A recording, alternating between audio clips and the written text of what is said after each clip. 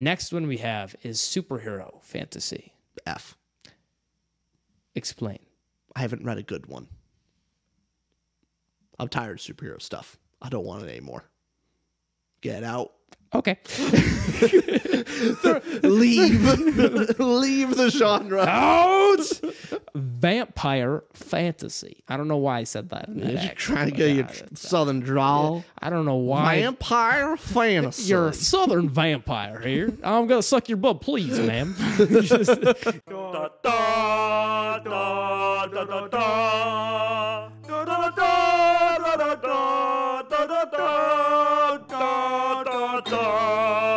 Hello, everybody, and welcome back to another Tutor Ramble episode. I am Austin. And I'm Richard. And we're back at it again with another tier listing video. We've done some things. We've done character motivations in the past.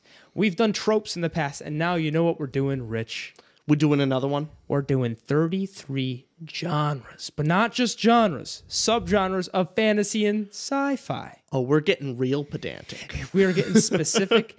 And just a forewarning, if Rich and I don't like a certain genre and we just put it low on the list, it means you should never read those books. That's exactly it. Take our word as gospel. Exactly. If you are writing a book in that genre that we don't like, stop writing that book. Yep. Richard and Austin if you find it on the shelf in the library, burn it. I do worse. I can't even make that joke. Burning books should be, that's punishable. It's blasphemy. It's blasphemy. No, that's sin. A sin to do. You know who pisses me off? No. Put it in the corner of the library. Those people that fold the pages in the corner to save them. Oh, that's worse than burning a book. Okay. Also, people who write annotations in books and that in library books. Oh, like when I check out a book from the library and I see someone's notes. Martha's thesis statement. No, in the absolutely footnotes. Not. No. Screw off, Martha. Okay. There should be like a mandatory intro class to like middle school is library etiquette. Just etiquette in general. We need more of that. Okay, nowadays, we do need more etiquette in general. We're going to start baby steps. Library etiquette is like one. You know how ironic that is, us talking about etiquette? It's a little bit. I get it. Let's get into this video. I can look at myself and know what I need. We're aware. Okay, 33 subgenres. And by the way, here's another little preface for you. In the past two videos, we always have these tiers here. We have S tier is the best, then A, B, C, D, F. Then we have two blank spaces. And you know what we've had the prior time? It was Game of Thrones Season 8, and it was Kenobi. Rings of Power. Oh, okay. This time we have Kenobi. We got Kenobi. The Kenobi tier. The bottom of bottom tiers. That's worse than Rings of Power. I'd agree. Insult level, Rings of Power. Because I'm personally more connected with Lord of the Rings than Star Wars. Yeah. But on just term of quality of television show, Kenobi's worse. Oh, it's bad. In like every regard. Yeah. Yeah, no, that's... I felt like you'd agree with that. I'll be honest, I don't know if we're going to get a single genre in that category. It's a tough tier to go to. Yeah, no, I can at least see a positive aspect in every single genre. So with these subgenres we're going over, I have not revealed any of them to you. So they're going to be a surprise, just like all the prior ones. Just like all the videos.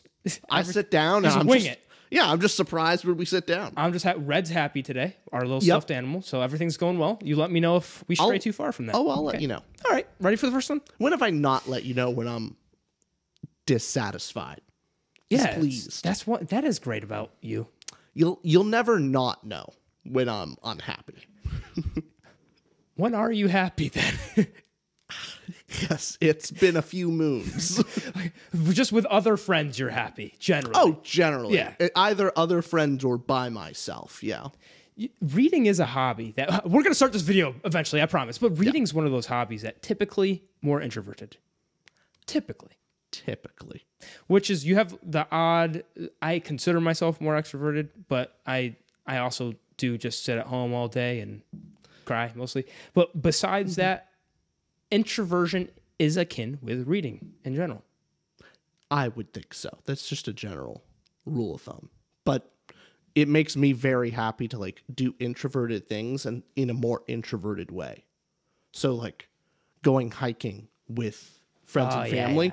Typically very introvert. Like it's small. You're hiking out in the woods. In your own zone. In your own zone. That's great. But then you hike with other people and then I go a step beyond and like I want to listen to my audiobook while I'm hiking. So it's basically tuning out the person I'm hiking with. And I'm like, man, can't this person just shut up? I want to hike in peace. Every single time we have a house party, and by house party I mean like we have 5 friends over or something like that, Rich will just disappear at some point around 10 to 11 p.m. Just we look over at the chair, which he was already ignoring us with headphones on. He socialized for 30 minutes, and it's great socializing. You hit all the people. I get my 30 minutes in. Every person you talked to made them feel welcome. Did your deed, and you said, you know what? Check every box. Then the Irish goodbye. Then goodbye. Let's finally start this video, all right. okay? The first subgenre we are going to critique and put on the tier list is comedy. And by the way, this is comedic sci-fi fantasy. So, okay. Comedic sci-fi fantasy. Now, Terry Pratchett. I gotta put, with Terry Pratchett in there, I have to put S tier. What are also All Systems Red? All Systems Red, I think. By Martha Wells as a sci-fi, very comedic, hilarious. Hitchhiker's Guide to the Galaxy. Oh, definitely. Look at that. S tier? I would say so because of Terry Pratchett. Puts that into the edge. Because what other genre would that fall into? Yeah, and comedy is kind of one of those subgenres as well that's very easy to know if you really like it. Because comedy is one of the few emotions that you have to show out loud. A laugh, you're chuckling, or you're really smiling. Whereas if you're reading a dark book and it's really intense, you can confuse intensity with just grimness. Yeah, comedy's hard to confuse. Yeah, definitely, but also very hard to actually write. I'm just surprised you want to start with an S tier already. Well, you put comedy up there. Comedy's a staple. You start with S tier? I think if you can make someone laugh, that's like one of the best emotions you can invoke out of someone. All right, S tier. S tier. We're putting it up there. No question. And this next one, dystopian as a subgenre. I think I'm gonna make a little bit of controversial statement. Okay, because I'm ready to defend my opinion. I think it belongs like no higher than a B. Oh. Like it's good. Oh. But not the best. So I'm tired of it. Yeah, why do you feel that way? Just you've read too many dystopians? Yeah, at a certain point it reads just about the same, and I like a little bit of a twist on it. It's too basic for me at this point. For those that don't know what dystopian is, how would you describe it? Dystopian is just typically a future, maybe it's the past, but it's society has crumbled and there's no hope. It's kind of just about survival. There's no hope for civilization. It's just you're in the death throes. It's typically in the form of an oppressive government. Like Hunger Games is dystopian. Oppressive government or some type of disaster crisis, and the world is now basically in chaos. A lot of your YAs. Yeah. Red Rising is dystopian. Divergence dystopian. Maze Runner's dystopian. I'm trying to think of Jade City. No, I'm trying to think of it. The Poppy Wars. Is that's a dystopian novel. Okay. I still have to read Poppy War. You do. But I love dystopian novels, especially because I like my YA.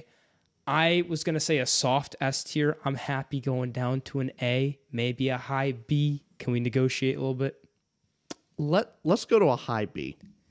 Okay, I will try to push that up later. You may be able to push it I will try. Because the next one we have, I think we're both going to agree. Extinction Sci-Fi. What are your thoughts here? Okay, so the things... Extinction level threat. The examples from that come off the top of my head is A Fire Upon the Deep. Fire Upon the Deep, yep. Ender's Game, though in reverse. Yeah. Yep. Honestly, that kind of just fall. Yeah, that's Solid mostly sci-fi. Yeah, I think A. It's got it because when you have... It works really well with sci-fi, I'd say. Yeah, if you have extinction level in fantasy, it kind of comes off of just... It's too grand a scope. And... Yes, I know Lord of the Rings is basically extinction level, Wheel of Time, but it's been overdone a lot. And I don't know. You feel like it's hard to do something newer with fantasy, where sci-fi, there's a lot of cool new ways to look at extinction. Yeah. Because there's thousands of possibilities of, is it AI? Is it? I literally just thought of one, and my mind went blank. But AI technology is getting too far. Robots, which is basically AI.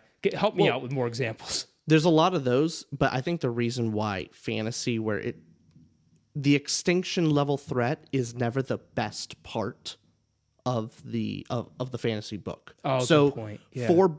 For Lord of the Rings, is the whole threat of the extinction of the Dark Lord completely taken over? Is that the most enthralling part of the book, or is it the smaller relation of like Sam and Frodo and Gollum and like the little interactions where that big extinction level event is almost secondary to the smaller event? It's I'm the more same connected thing in Wheel to. of I don't want to see the Shire go away. Wheel of Time has it's extinction level threat. However, that's not like the more interesting threat. The more interesting is like the smaller level. Whereas with the sci-fis, it's the world-changing, intergalactic. It's never going to be the same. It's the focus, and it's more interesting. Yeah. You look at that was Full Metal Alchemist Brotherhood. Yeah. Where, there's kind of extinction level threat, but what's more interesting? Father or the homunculi? The homunculi, the smaller level bosses, are far more interesting and fun. Yeah. So that's why I think it's definitely leans more toward your sci-fi is more fun. Let's put it A tier. Okay. It's absolutely great. And your examples are exactly right. I don't know if many people have read this, but A Fire Upon the Deep, which we did for one of our book clubs, by the way. If you're interested in supporting us, you can click the link down below for our Patreon, where we do exclusive book clubs in our Discord. Ton of fun.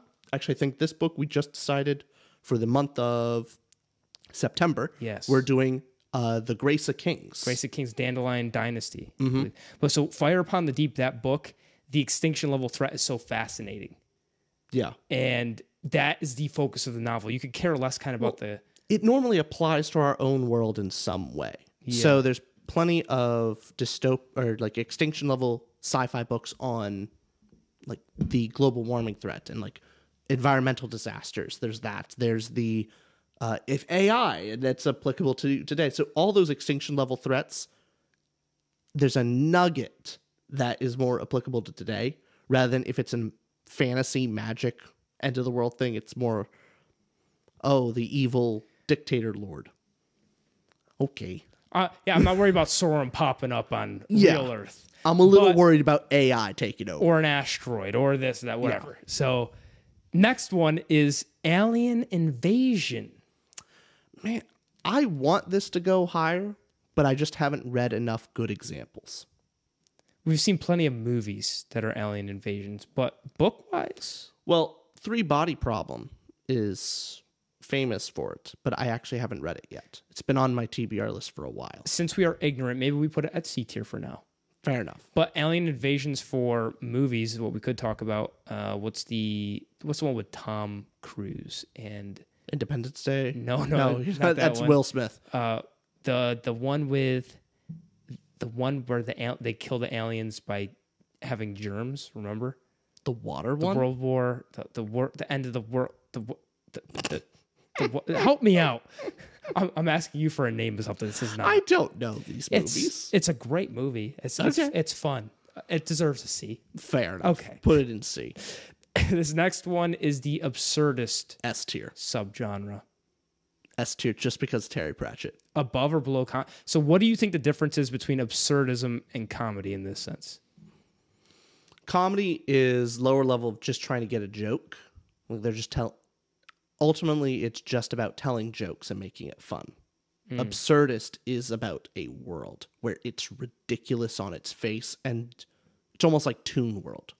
It's the difference between a comedy movie and like Tom and Jerry. Tom and Jerry is absurdist, or Looney Tunes is absurdist, where the How I Met Your Mother or something is comedy. That was a curveball. I'm trying to think of a cartoon that's not absurdist, and it's hard to come off the top of my head. Like, maybe SpongeBob leans more toward comedy rather than absurdism. Yeah, you got a good point, though, with cartoons tend to be absurd. Yeah. And that makes them really fun. And I would go as far as to say absurdism is the most pure form of true fantasy. How so? fantasy is completely make-believe and magic and creating these fictional worlds. Absurdism is like if you were to have a far left and far right scale, political spectrum in the fantasy realm, the far left or the far right, one end of the spectrum would be your medieval setting of just, we're taking historical time and we're adding a little bit of magic. Yeah. Yeah. And then you're far on the other extreme is absurdism. Just nothing makes sense, and that's why it makes sense. That's my thesis for this video. It's also much harder to do. Absurdism done correctly. I'm trying to think of like bad examples, but most people don't go for like the perfect examples, Terry Pratchett. Beyond that, I think I can think of television shows where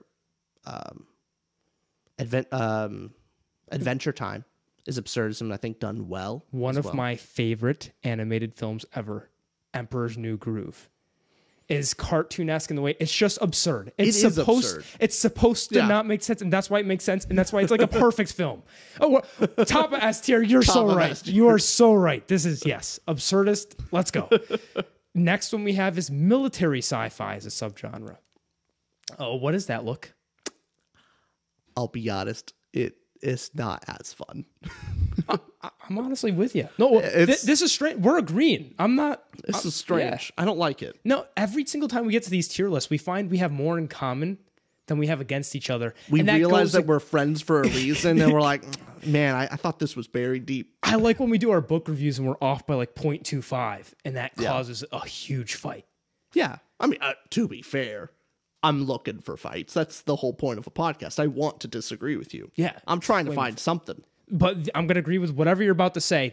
I will sign my name under it. What will you say about military sci-fi? I think bottom of B. Bottom B? Bottom B. Because it can be fun. Like, think about your Red Rising. Yeah, it's got military elements. It's got like a lot of sci-fi but it's not stuff has. Yeah. It's usually when it's a military sci-fi, the military aspect. Honestly, I'm thinking some great examples now where Ender's Game is military sci-fi. Like 100%. Oh, yeah. Military sci-fi. Yeah, you're right. I guess when I think military sci-fi, I'm thinking the element in Hyperion, like the Colonel's chapter. Yeah, I didn't like that. Yeah. Yeah. So it's my least favorite chapter. I appreciate it, but it's also my least favorite. Military sci-fi, and Ender's Game is a perfect example of it done very, very well. But if it's too focused on the combat and it's just all action heavy, usually that can be kind of your B movies, your B books. That is just action, which is totally fine. I mean, for me, the best type of sci-fi is the one that goes into philosophy on culture and society. Yeah. And typically your military sci-fi. Where's your cup of tea and your pinky out while you say that next time? You need to dress the part, okay? Yeah, I do need to wear a suit. Typically, I like the philosophy side of things. It's like, you said that unironically. Yeah, it's what I enjoy. All right, people watch and listen to hear what I think. I'm going to give them what I think. This is fair. This is not the time to be shy and suppress my thoughts and opinions. It's great. I'm going to actually post on here, if you're watching, I'm going to show you all what our patrons in our exclusive Discord, these are memes they've had of Rich. Here you go. So you'll do the editing if you suggest. Anytime I ask you to add a meme in or what would you like me to add? No, you're just not going to do it. No, tell me. Stop trying. No, I'll add it. Go ahead. No, I'm not. I'm not going to say it. All right, we're going military sci-fi bottom B. Right B. behind Dystopian, which maybe we'll push up to A. We'll see. We'll see. Next one we have is the Utopian subgenre. Now you got to explain this one to me. Is this it's on the surface utopian and secretly it's actually a dystopian future like Brave New World? Where Brave New World is it shows as it's supposed to be utopian, but it's actually messed up. That's how I take it with The Giver.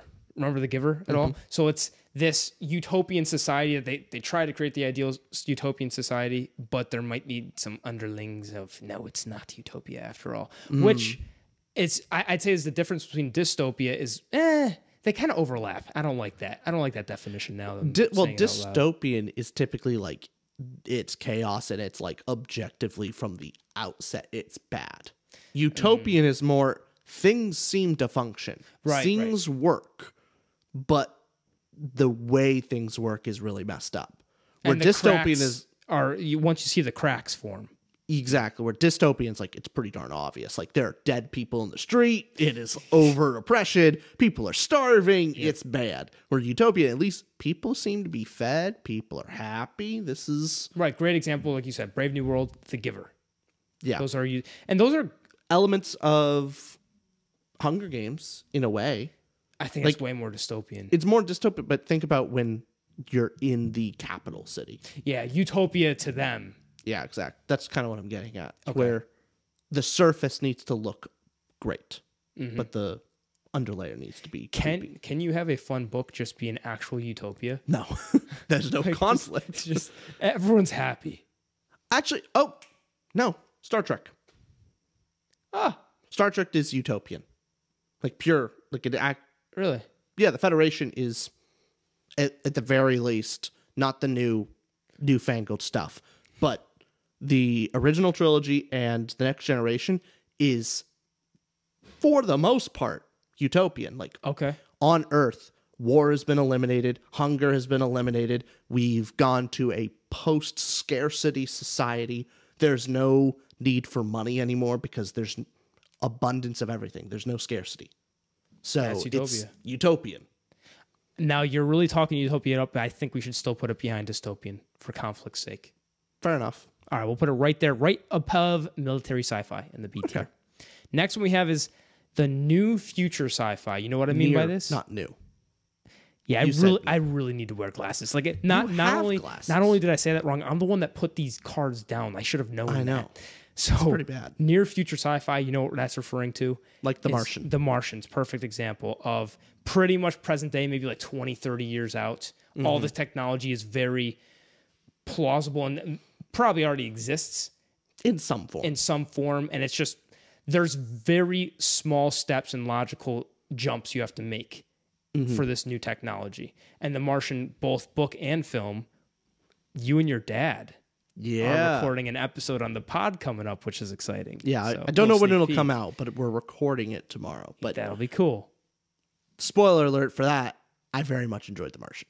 I love the book. So if I were to just put this on just that one book alone, The Martian? Yeah, I think it has to be like A tier because it's the most fun for me. Okay. So the big positive of your near future sci-fi is it gets your brain a-going. Like you just start running where if it gets too crazy, like you can still be creative and think about some concepts of it, but you can't tie it directly to your life. Where a near future sci-fi, you think about like, oh, that is possible. How would I do it? Oh, how would this apply to our world? And it just lets your imagination run wild. Yeah. With what you would do for us and our own planet. So what'd you say there? I haven't read The Martian, but I've seen the movie, which is not the same, of course. No. A tier? I think so. Let's go A tier below Extinction. Fair enough. Because Extinction, I think, can get more creative and mind-bending at times. Next one we have is First Contact. And rather than asking you what you think first, I'm just going to say I love a good First Contact. Good. I love a good... What's your best example? Movies come to mind. The Contact, the movie, is very nice. But Arrival? Arrival. That's a fantastic movie. Great movie. What I love about First Contacts are that it has a fantasy element to it of whatever alien species it is. You could do whatever you want. So it could be a friendly species, an evil species of like, you don't understand, you're confused, don't speak the language in Arrival and so forth. Just, you can go a million directions. And it's such an easy, it's such an easy catalyst to go, alien species, what happens? Who are we sending? It's an instant mystery. That is literally every episode of Star Trek. That sounds awesome. Every episode is First Contact. They come across a planet. They're exploring strange new worlds. They find a planet. They make first contact. Yeah. Sometimes they're friendly. Sometimes they're not friendly. Sometimes a little in between. And then it's all First Contact episodes. That's all it is. That's all of Star Trek. I love it. You would love Star Trek. I will. You have to watch Star Trek. You got to get me to watch it because the clips you've shown were great. Oh yeah. The 3 body problem apparently is a First Contact, which we talk about it so much. Like we got to read it. Yeah. That's another one on the list. But First Contact, I'm all for. It's a great catalyst. I think it goes A. Now, where in A? Do we put it I think behind near future. behind near future? Okay. We'll keep it there. We're being very generous with these scores so far. We are. Look at us. Well, here's the thing. They can all be done well. They can. I don't know if any of these is going to be like Kenobi level. We'll see. Like what the hell could be? I think also the fact that it's our genre here, like we love fantasy sci-fi for a reason. So a lot of the genres are going to hit home, but there's a couple in here that I put that I think will gear your grinds. Is that another saying I could get going? You keep doing these, like teeter your totter, gear your grinds. Like, no. So you did remember my first saying. Yeah, I remember your ignorance. It's catching on. All the cool kids, that's what they say in chat, is teeter my totter. It's just a thing. No, they don't. Next one, oh God. Yeah, I already know where you're going with this. Western. I love Westerns. I know. I do too. I like them a lot. I just know you have an infatuation with Westerns. I have a personal soft spot for Westerns. If it was up to me, I'd put it in S because it's like my favorite thing. But realistically, I've read and watched quite a few like B Western stuff. That's what comes to mind when I think Western. I know there's great examples. The Dollar Trilogy. Yeah, there's a ton of fantastic Westerns, but it's kind of like I don't want to steal your thunder because you said this off podcast of the commonality between Westerns back in the day to superhero movies now. Do you want to explain that? I thought it was an astute point, Richard. I'll try and remember it. Where thanks for the compliment, Austin. Oh, yeah, no problem, Richard. Go ahead. You get very few of those from me, so take it as you will. Well, from what I think I know what you're talking about, but correct me if it was something else. Yeah, where Westerns kind of have two eras of Westerns for the most part. There's the John Wayne era of Western, which is your sheriff in town. It's kind of a bit more positive where the hero is a part of the town and maybe is new to town, but then becomes part of it and is typically the sheriff or the new police, whatever it is. And they save the town, they become a part of it. Everything's happy. It's great. Then the Clint Eastwood Western is the over the hill. It's over the hill of the Western. It's now the more dreary time. The industrialization is now taken over. The time of the cowboy is gone. Yet your unlikely hero comes in, saves the day, but they can never be a part of society, of the polite society. So they have to leave, run off to the sunset. So that's the whole difference is John Wayne stays in town, gets the girl, all that. Clint Eastwood rides off. Outlaw. The outlaw. And with superhero movies, and so the Clint Eastwood stuff kind of happens on the tail end of the Western popularity. And so that's the sunset, the twilight eras of it. Superhero movies are now kind of running into that as well. I wonder if they're not going to have too many Twilight years, maybe Twilight months at this point, because past year has been bad for superhero movies. Like, it hit a brick wall. But I imagine they're probably going to get more absurdist and just do some more comedy stuff. Because it's kind of getting old. Sense of this. So that's the point that you said off podcast to me before, is that Westerns had this big era in cinema where they were churned out until it became dry. So many great Westerns came out, but then they were so successful that just Westerns were a thing. Western, a ton of bad Westerns came out because there was just such a large quantity. And today you compare it to superhero films where earlier on, at least in the 2000s, and that doesn't mean there weren't recent great ones. There's still pockets here and there where there are still great superhero films that come out. But the bulk of them, the quantity now is Hollywood sees, it makes money. Here, script, another superhero, no. And so when you just churn them out like that, it muddies the otherwise great superhero movies that did come out. So it's kind of having the repeat from the Westerns. Again, this is actually more of a trend in art. If I remember my art history class, anything at all, is tends to be a move. There's a kind of a period. There's a change in period over the time of a genre. So with art, you typically you start off with your nature and that you try and get exact. So that when they're trying to paint something, they're trying to go for realism.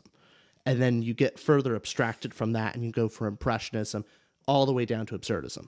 So with movies and genres, you start off with the Western of kind of your classic Western. It is more positive in outlook. There's a simple, hopeful outlook. And then as that starts to get old, you start to go in a subversive genre. Something new, normally a little darker, a little bit more muddled. Art is looking too good. Let's make it modern. Let's just make a circle and call that art. Well, that's the thing, is you mock what comes before. Yeah. That's the whole point. So modern art is based, the entire point is it's a critique of what came before. It's a mocking of what came before. And so with Westerns, you then have your Clint Eastwood, your darker, your spaghetti Western era. And it's more of a critique of your John Wayne type Westerns. But then you go further beyond, and like the last thing that you get into with the death of a genre is when it's more parody. Parodies of itself, that is the last death of a genre. So when we start seeing far more parody movies of superheroes, which is a Deadpool type thing. Or a Shazam. Yeah. When you start getting parody movies far more frequently, that will be the death of the genre. Now in fantasy, so also Blazing Saddles would be a good example. In fantasy, Terry Pratchett's is kind of a parody of many classic fantasy tropes. Yeah. Now, again, that's written more in what 80s and 90s and so forth. Yeah. So it doesn't mean it's dead, but it's typically a trend that you can see. But that's the thing with books. Books tend to have a good long shelf life, and they can continue on. Yeah. So the longest take is art. So it's just like painting stuff, which probably takes the longest period of time. So the time scale of art, it's a long time scale. Movies have a shorter time scale. Books have a longer time scale than that. And the interesting thing is memes have the shortest time frame. Oh, I love this. Yes. You can actually see you could see the pattern of art history in memes. Yep. Where memes go. There's a meme art history museum. Yeah, no, like you can go from an exact, like with a meme that starts where it's more of an actual thing and it's an actual representation, and then it quickly starts making internal references on itself to itself. And so if you're just looking at the meme, which I'm going to share for you, like the peak, like modern art meme is the E from Markiplier, just like here that. You actually have to put that in. I will put that up, yeah. That one, that's your modern art. It's like 10 layers deep. Yes, like it's self-referential to the point of nonsense. Like, well, I don't understand this anymore. Yeah. That trend applies to all art, just on a long enough time scale. And because social media memes proliferate so easily, that's why it's speeding up the process that would otherwise take paintings or actual art in history decades or hundreds of years to go through. Yeah. Ah, man. And all that came from the topic of the Western. However, I think we got to put that in B. Okay, bottom B? Yeah, bottom B, because I've seen too many bad Westerns. Yeah. Doesn't mean there's not great Westerns out there. Next one we have is Flintlock Fantasy, your good old Brian McClellan, who was on the pod. Thank you, Brian. Just because he was on the pod, F. But Flintlock Fantasy is fun. It is fun, but it's hard to do. So the thing that Brian McClellan did really well with is the guns actually kill people. And it's... when you introduce guns to a fantasy, people die quick. When the benefit with fantasy and you doing swords and all, you can have like a prolonged battle. With guns, the battle's done. Like you shoot them, they're dead, and there's no getting up from that. If you add magic, then it's like guns, but they have like a magic shield. And at that point, why have the gun? He does a good job where battles are quick, exciting, people actually die. And he has a good system around it. And that's he has Powder Mage, and he also has his newer series, Glass Immortals, in the Shadow of Lightning. And the Flintlock is just, you have your colonial to Napoleonic era type weaponry. And it's cool because I think it's on the up and coming where more books are seeing that time period because, like you said, as you have this medium expands, whether it's fantasy, superheroes, Westerns. So a lot of fantasies had your medieval periods, especially in the after Tolkien. And there's a lot of medieval stuff. So then as fantasy develops and there's too much of this, people will start focusing on other eras, on other time periods to mimic or to emulate. So you have your Flintlock periods. Maybe we'll have more. You're having more Greek/Roman. I've been seeing that pick up quite a bit in more recent years. Yeah. Not like the past year, but past like 10 years. I've been seeing a lot more Greek stuff. Yeah, I think maybe I have no credibility behind saying this, but Percy Jackson, maybe that started a bit of a trend. Kind of. I'm thinking more of like Sworcery was there. Or Sworcery? I know people read it. It's fine. Okay. But I saw that blew up in popularity. Flintlock's fun, though. I say we put that B tier. Yeah. B tier. Definitely above military. I think so. And above Utopian. Let's put it right below Dystopian on B tier. I could agree. Wow. I'm being pleasant today. You're very pleasant today. Next one is Epic Fantasy. Do we even need to discuss? It's S tier. It's top S. I think even above Absurdist. Or... No, yeah, it's got to be. It's able does. to do the most ever.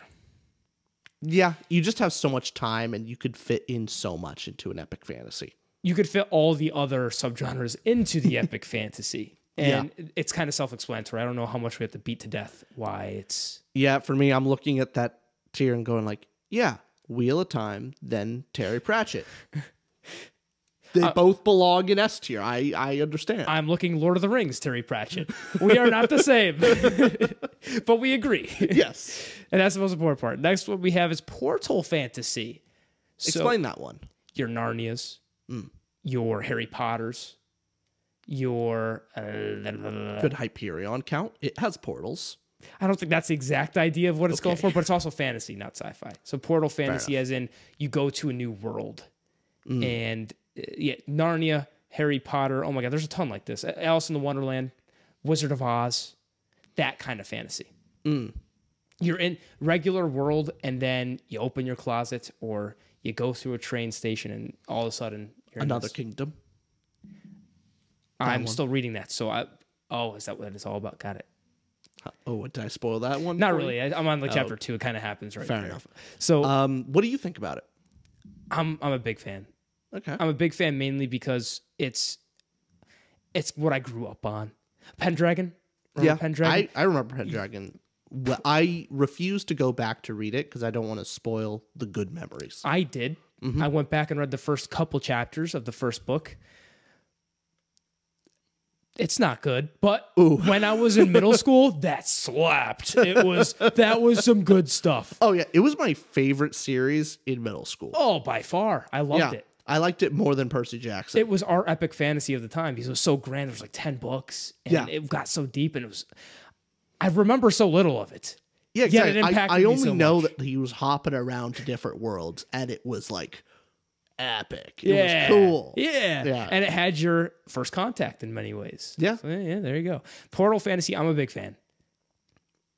I am too. I mean, I got introduced, one of the big introductions to fantasy for me was The Magician's Nephew, which is a prequel to Narnia. So that was one of the first books I read, and man, that blew me away. What about that Orson Scott Card trilogy that you really liked? Was that Portal Fantasy?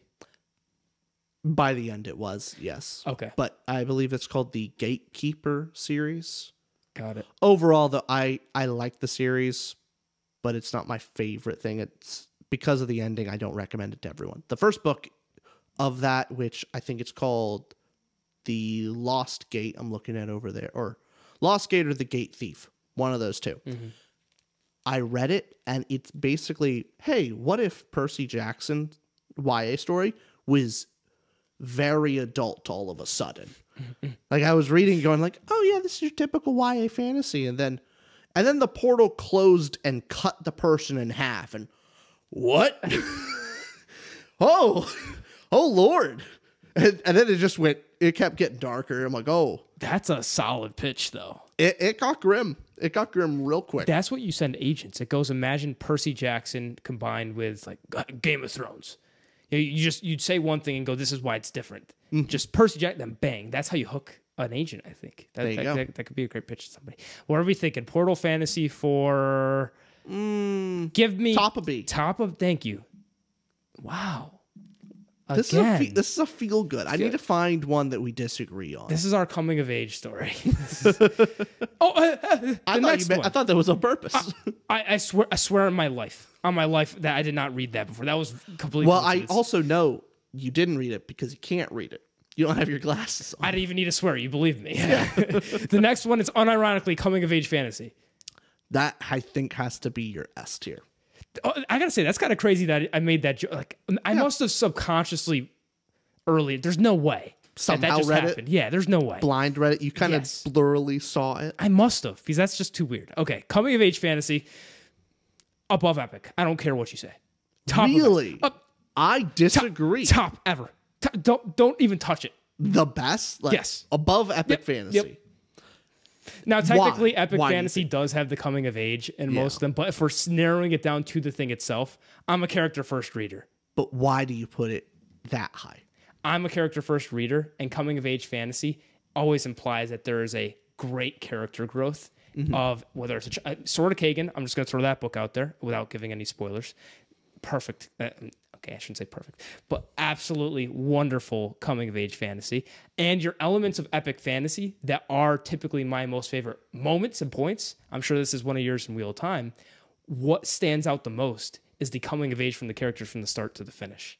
Now, yes, it's epic and all these grand things happen, but if you're narrowing it down to why do I love this book, why do I love this fantasy book, it's what distinguishes fantasy a lot of times from sci-fi.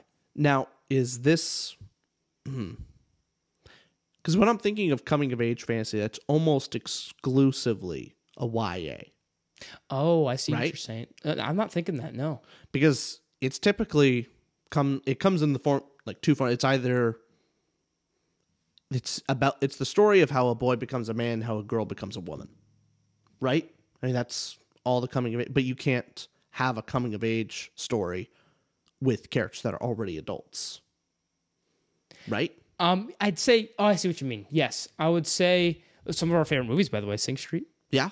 Oh, right? I love Ferris Sing Street. Bueller. Yeah. You know, there's great, but those aren't really fantasy stories. So if we're just saying coming of age fantasy, yeah. So if we're doing Stormlight, for example, It wouldn't count. I wouldn't say Stormlight's the coming of age. I would say Wheel of Time. I would say Sword of Kagan. Or Kaigan. I always say that wrong. So it's definitely your protagonist is more 16 to 20, something like that. I would say Maybe Red Calvin Rising Comes. almost, but I don't think so. Mainly because like it could have been, but by the time he starts, really, he's already been married. Yeah. He's at this point kind of a man, and it's just a very young man, I guess. Now, to your point here, now it is some of my favorite stuff, but the coming of age fantasy with some YAs can be done just fine. Yeah, like, So that is a fair point. I'm just thinking of they're so common that There's a lot a of it. bunch of just fine. But the high highs are, Okay, then let's negotiate S tier, but below Absurdist. So it's I'll take that deal. good trade deal there. Above comedy, though. So you still got your Terry Pratchett. Terry Pratchett's above. There you go. Next one we have is Dragon Fantasy as a subgenre. I love dragons. Dragons are great. Dragons are almost always make a story better. Name of the Wind is your one example. Is that where Yes, you're going with that? that's exactly it. I don't know how you make dragons boring. Comment down below if you want me to read Name of the Wind, because Rich hates the book. I do. So I think it would be a very entertaining if I end up liking it or hating it with you. I can't see you liking it. Really? I can't. The thing is, most people online would argue that at the very least, Name of the Wind has, of course, beautiful prose. Wonderful that. And people really like the world building. Almost everyone admits of like, characters can be a little annoying. A little annoying to get around with. You know So it's Mike's book reviews, right? Mike's book reviews just came out as of recording this today. He came out with a video the other day. The title of it is The Name of the Wind. Lackluster / bad characters and plot, but A+ dialogue, prose, and world building. That's basically the title. And you agree with that? I disagree a little bit on the world building aspect. I wasn't that interested. There were some interesting moments. And I think in a better book, I would be more interested in the world. But the fact that I really hated the characters and the plot. I only cared about one of the magic aspects. I was like, there was a scene where they were showing the magic, and I was like, that's kind of cool. I want to see where that goes. Right. But other than that, the history and the society that they're built upon, very uninteresting to me. Wow. So, I got to read this book. Yeah, no, Yeah, comment below if you really want this, and I'll prioritize the read if it's really requested. There's not one good character. Damn. Not one. Damn. They all sucked. Tell me. I kind of want to. This is a good pitch for me to read. I challenge you to find one decent character. Damn. Like you actually care anything about them. Okay. By the way, your mic thing is. What am I doing with the mic? You're about to pull off the little thing. Just whoops. All the way down. There you go. Okay. Thanks, bud. All right. So, Dragon Fantasy. Why can't we just put it in A? Why can't I think we? so. Why? Because generally you find that it makes it better. Yeah. Like I'm struggling to think of bad ones. Can we put top of A? No. Where do you want it? Below near future sci-fi. All right. I'll concede. Okay, good. Next one we have is Assassin. Your Red Sister trilogy. Your Red Sister, yeah. You got your Robin Hobbs. Hobbs. With Assassin's Apprentice and all those. Since you've read these series more, I will give you your thoughts and control over where this one goes. I haven't read too many. Okay. Of those two, I mean, those two are great. So, bottom of A? Let's do it. Bottom of A Let's tier? do it. I have nothing to add to They're that. interesting, and at the very least, I don't think as commonly done. So it's pretty fresh. Let's go top of B, because if your words were interesting, that's fair enough. we're going top of B. Top of B with that. Okay.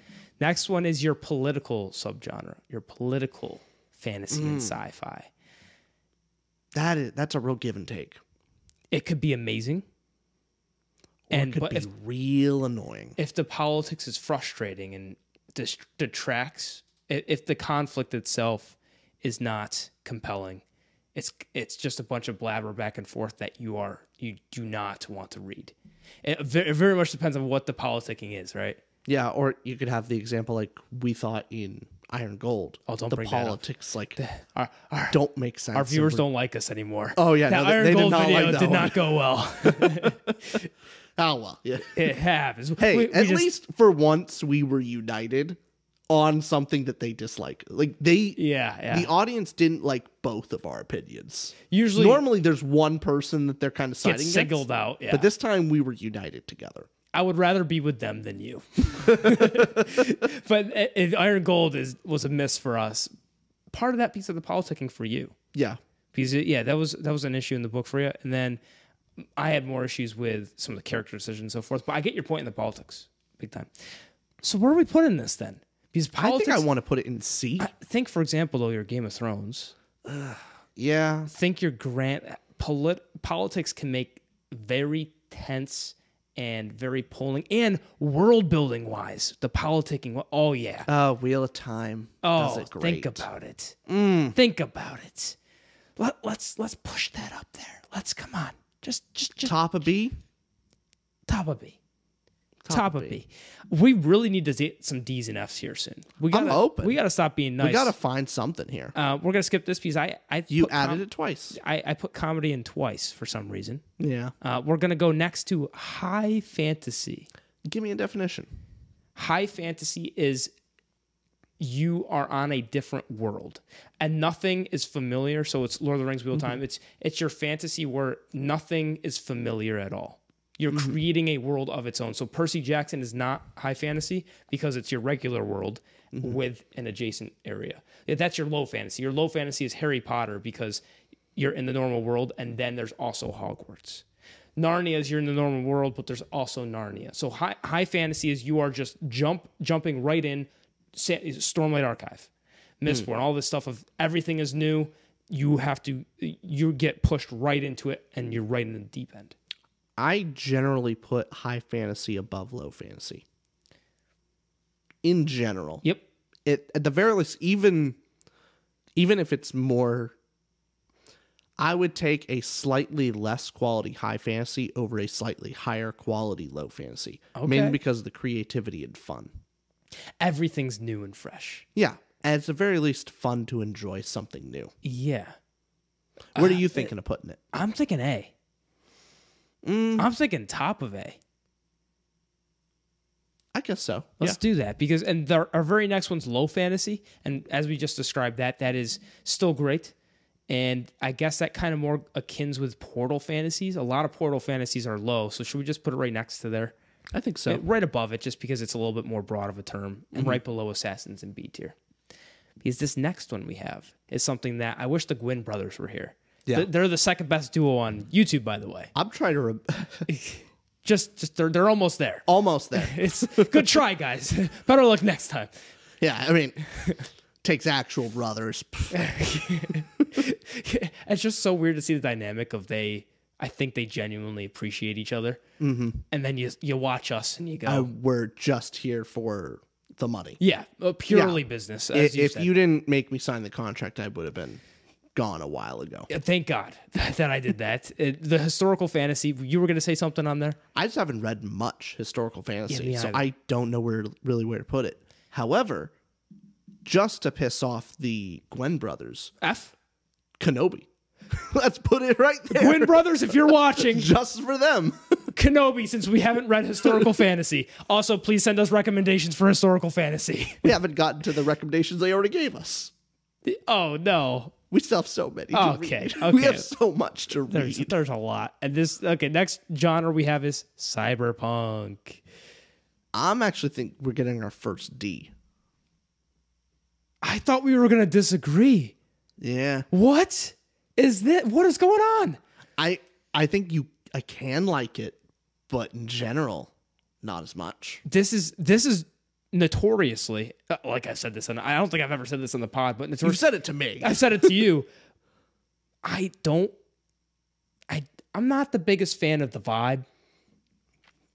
It's difficult for me to get in a cyberpunk world because a lot is possible. It's hard to ground me.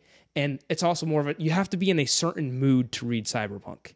So you could read our higher ones of Absurdist or epic fantasy or comedies or coming of age. These kind of genres, you could be in a sad mood, bad mood, more happy, whatever you are, you can read it and kind of get back in there. Go, oh yeah, having a good time. I feel like Cyberpunk's a very specific and narrow, okay, you got to be in the cyberpunk mood to enjoy cyberpunk. You got to be in that like edgy, little bit like, you got to get ready to kind of... You got to get ready for the grunge. Yeah. Yeah, I get you. So it's just tough to get into all cyberpunks for me. I get that this is a very popular subgenre, so it's for others. Like the genre, but I don't love it. And I've failed to find like one cyberpunk story that I love. Want to go D then, like you said? Yeah. Let's go D.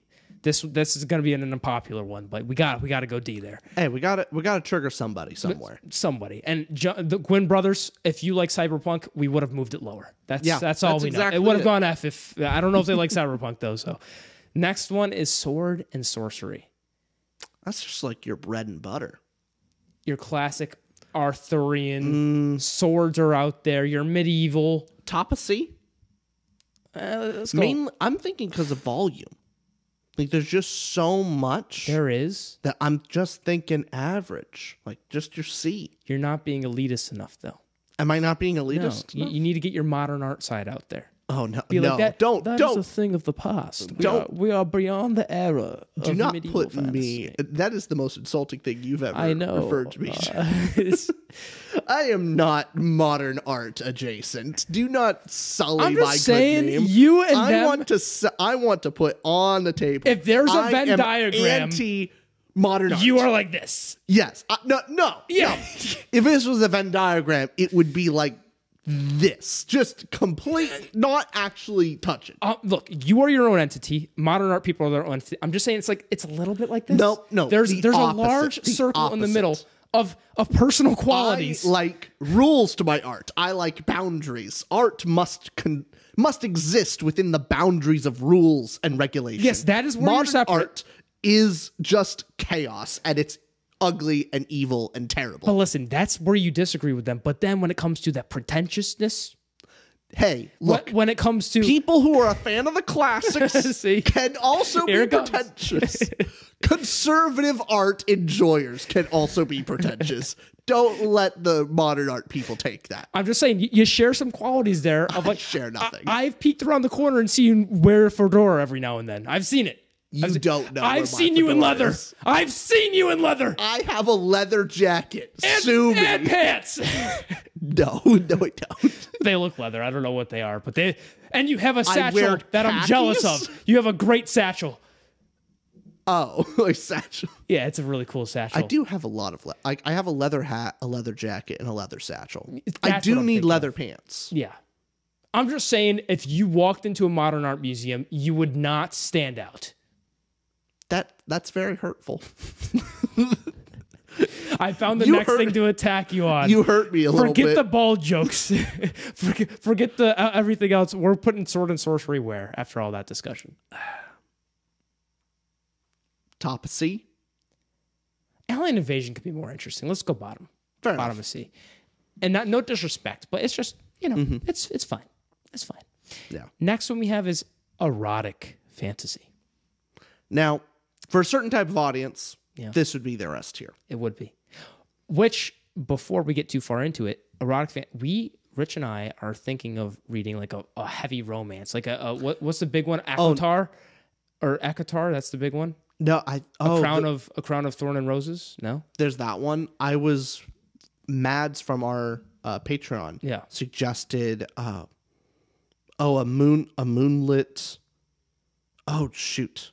I wish I had it pulled up. It's a moonlit night. It's a pirate romance fantasy thing. whatever it is would be hilarious. We use our rating system to Yeah. heavily critique something that is definitely not meant Just to be critiqued. basically erotic Yeah. fantasy fiction. We need to just critique the sex scenes. Not enough pump action, just something so stupid. I just think it would be very funny. It would be. Like, I'm just imagining someone is looking up on YouTube of like they just read their erotic fantasy book and we're just looking for reviews. Who knows? They're on YouTube, and they look up and they go down the list and they see just two guys talking about their book and going like, that's strange. And it's an hour-long conversation about no, this. even longer. It's our longest yet, like 3.5 hours. Yeah. And it's like, oh, that's interesting.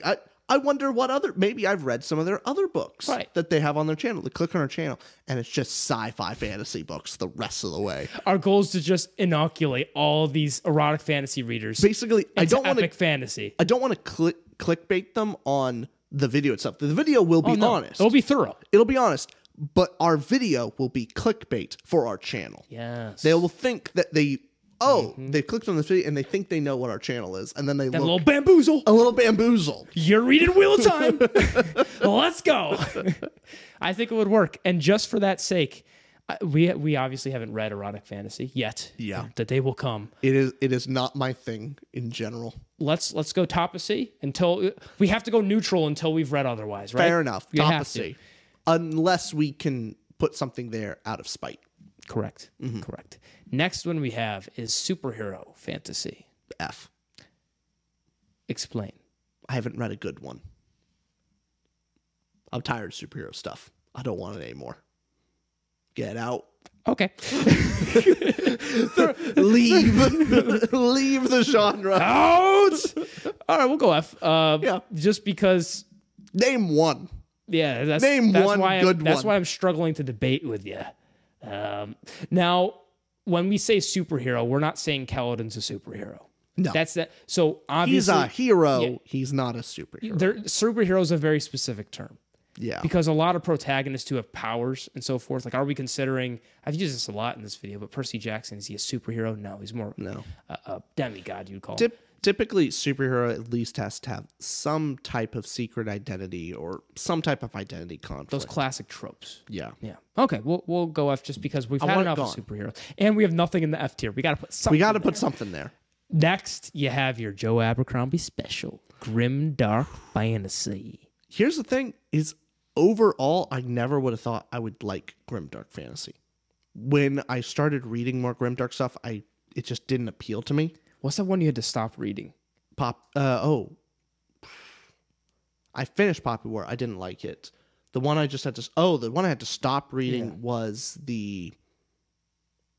It was a brutal first chapter. I remember Assassin. You and Bookborn. Prince of Thorns. Prince of Thorns was Prince it? of Thorns. I stopped at the first chapter. And it came from Mark Lawrence. I love Mark Lawrence. Yeah. He's a top author for me. So when I saw this series, I was like, I'm just going to buy the trilogy right now because it's Mark Lawrence. Yeah. Might as well. I know I'm going to like this. Guaranteed enjoyment. Read the first chapter and went, nope. Not because of lack of quality, but because of how grim and dark it was. Yeah, no. I'm sure it's well written, but that book ain't for me. You and Bookborn bonded over that. I remember she said she also didn't read it because her husband said it was just dark. Right. It's bad. I can't read a book where I want the main character to trip and die and get struck by lightning. Immediately. Every scene. I'm just like, oh man, the character isn't dead yet. That Shucks. Sucks. Right.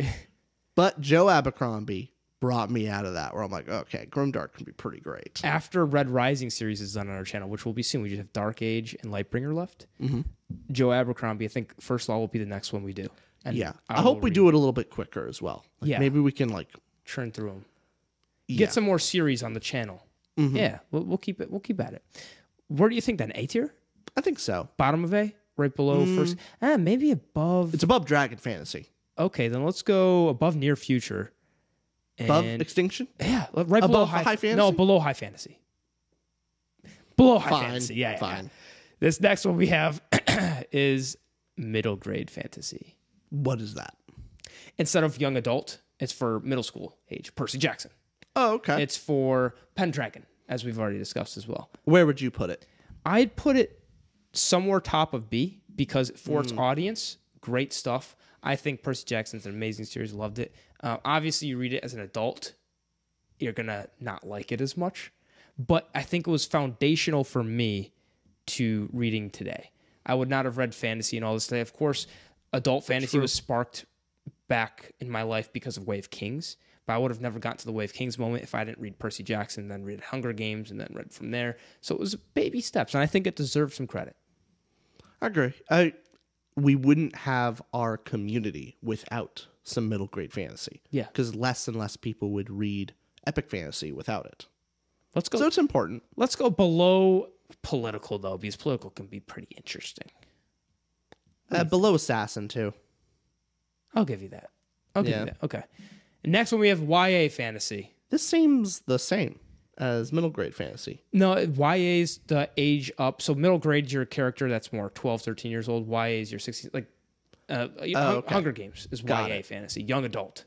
So aged up, it's between adult and middle grade. I'll be honest, I think it's actually worse than middle grade. Really? Yeah, it's far more common, and I've just seen it done average to poor more often than word. Middle grade, I think, gets more of a pass. Where YA, I think, just kind of falls into some simple tropes, and I don't know. I've just read more. I don't give YA as much of a pass as middle grade fantasy. Because it's aged up more and you expect better. I expect better and I get less.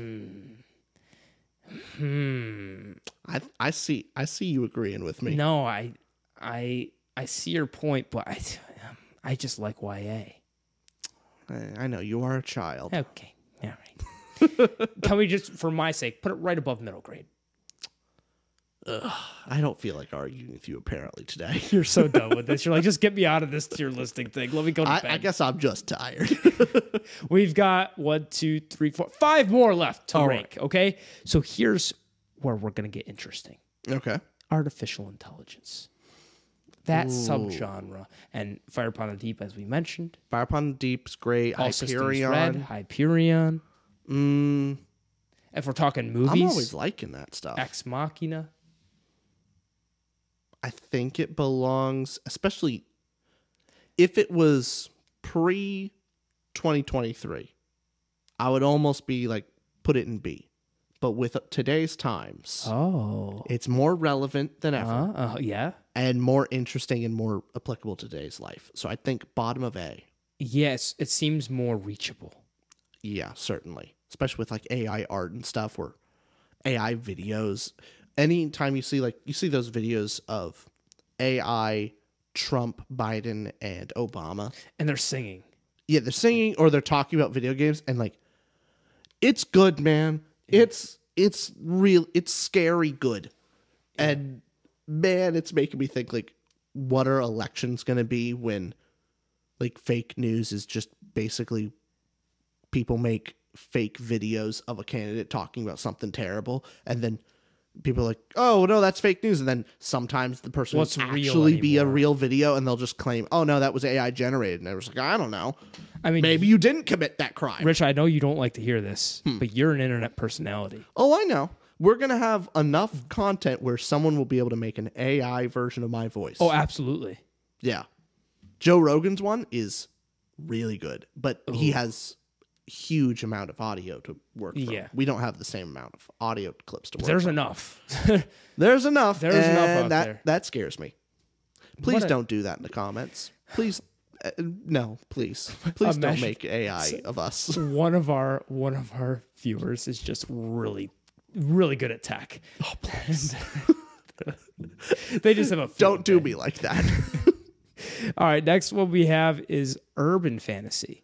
That's your Dresden Files, and also your Mistborn Era 2. Well, no, that's your more Flintlock Fantasy. Shout out to Andrew Givler, Sigils, our buddy over there. Soul Fraud, that series. Yeah.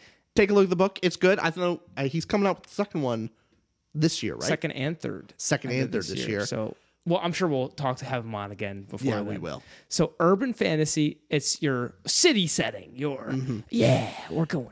It's your we almost forgot one of our new favorites of urban fantasy. New favorites. Oh my goodness! What's something that we both Googlich? Is that urban fantasy? Yeah, it's modern. Like he's in the city. Okay, yeah, it is urban fantasy. Fair enough. Stephen Googlich's book is really good. Check it out. What was self-published? Self-published. Yeah. Put the title of the book here because I'm Piercing the Veil. Piercing the Veil. Yeah. Thank you very much. Mm-hmm. I appreciate it. Yeah. You saved yourself editing.